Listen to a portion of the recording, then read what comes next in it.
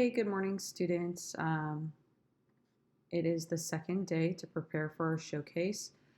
It has occurred to me that a lot of you may have not done the skill building assignment where you annotate your script for the Shakespeare sonnets, which we're performing today.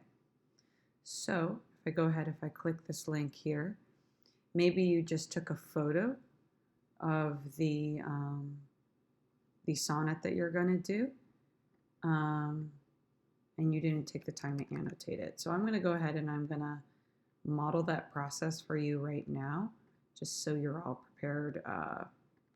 You're prepared for class. So again, make sure you always have a folder where you're kind of organized with all of your work for your different classes. Here's my folder for drama. If I click new Google Doc, modeling technology for you guys here. You want to call it Shakespeare Sonnet assignment.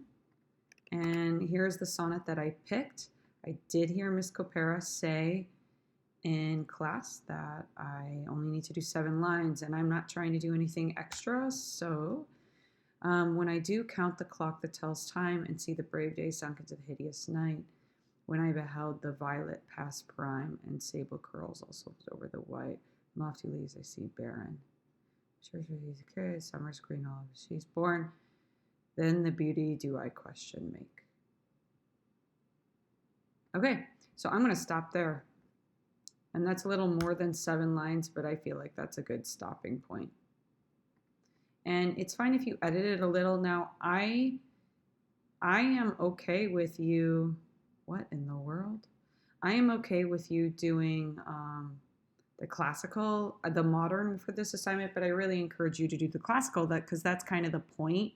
We're trying to realize that, OMG, this is hard to understand, and we're identifying misconceptions before we start our scene. So when I do count the clock that tells time, I want you to think about what everything means. So this means that time is running out. And you can ask questions when you annotate and see the brave day sunk into the hideous night. So I over annotate because that's kind of my process, and I'm trying to model that for you. The actor is talking about how time goes way too fast. So one of the misconceptions I'm trying to point out with this assignment is you may not understand the text because you haven't gone through this process and really thought about what each word means. When I behold the violet past prime, not sure what he means here. Prime, youth, the good days. So, the best part of the day. And, you actually have to talk out loud and you have to think about a text. And this goes for all of your classes. And sable curls all silvered over with white. Ooh. So there's a lot of imagery. Imagery is when you really describe what something sees. Sable curls, I think of hair, all silvered over with white. Silver hair. We all grow old, right? And that's kind of like, that's sad. And it's also, is it beautiful too? I mean, is the author saying that? When lofty trees I see barren of leaves. Okay, so this is like autumn, death, the cycle of life. Death, the cycle of life. So the thing with Shakespeare is it's truly a reading assignment. You have to read, you have to understand your text. A lot of students jump in and they just try to act, and they don't know what they're saying. Which erst from heat did canopy the herd? I am going to delete this line because I know I only need to do 7 lines. And summer's green all girded up in sheaves. Okay, I'm just going to skip to that. Now, some people may be cringing that I'm cutting out lines and messing up the rhyme scheme. It's all good. Okay, this is an exercise in class to get into Shakespeare. And summer's green all girded up in sheaves. So summer makes me think of summer is the prime. The green is youth and renewal, is gone. So time is passing, yes, and it's sad. We got one life, born on the bier. Okay. This is like buyer.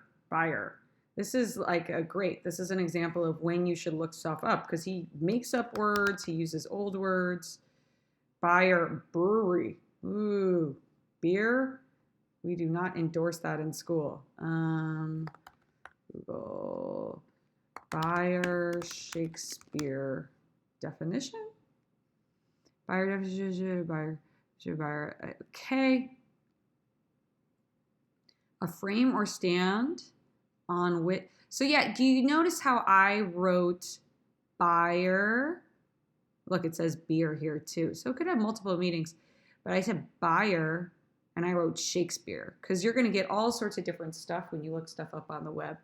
A frame or stand on which a corpse or the coffin containing is laid out for burial. Okay. So the stand for a coffin. Oops, go back. Don't get lost on the internet. It's a confusing place. I'm going to highlight this. I'm going to copy it right into my annotation. Buyer. And I'm going to put it there. Show Miss Copera what I know what I'm doing. Oh, wait. Okay. I guess it didn't copy, but I know it's a coffin stand. Having to do with death. Yes?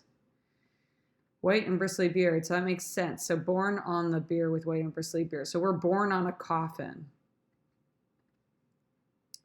We are born on a coffin. Comments. Then of thy beauty do I question make. Okay. Then of thy beauty do I question make. So does beauty even have a meaning if we're all going towards the coffin stand?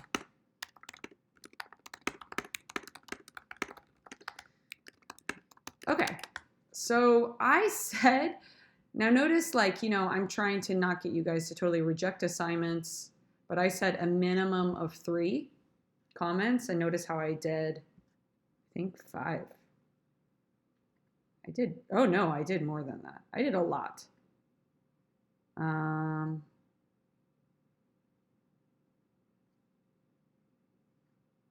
So I don't know where that came from.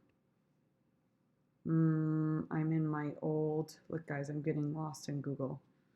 Am I in an old version? So I see the brave day secretary. So, I hit option Z and that fixed everything. So guys, here I am live, on YouTube, just kind of showing you, modeling the annotation process. You could take a moment and pause your video and make sure you actually understand the meaning of your sonnet before you kind of move on. If you haven't done so already, you need to do that. And then you should worry about vocal choices and kind of movement. So I'm going to return to the text annotation. The reminder of vocal choices, and I'm going to paste that right in there.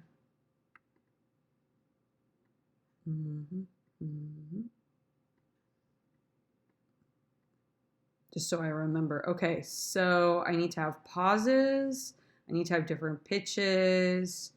I should bold the words I want to say slower. You don't have to stick to this, but I want evidence that you're thinking of stuff. So underline the words that I'm going to emphasize. I'm going to start with that. So when I do count the clock that tells the time, tells the time. I may say these slower. When I do count the clock, maybe I'll go high in pitch there. So sorry guys, I'm jumping ahead. I'm already getting ideas about pitch. And C, I would say that's slow and emphasize that. If I'm going to say something fast, I'll italicize it. See the brave day. So you kind of like say things out loud to yourself like a crazy person. Don't try to do drama in a vacuum. Sunk into the hideous, hideous, hideous night. Maybe I'll say that fast. Not sure. When I behold the violet past prime.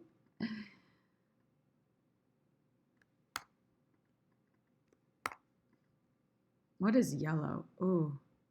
Oh, type pause when you take a breath, right? So obviously you want to pause at the end of each line.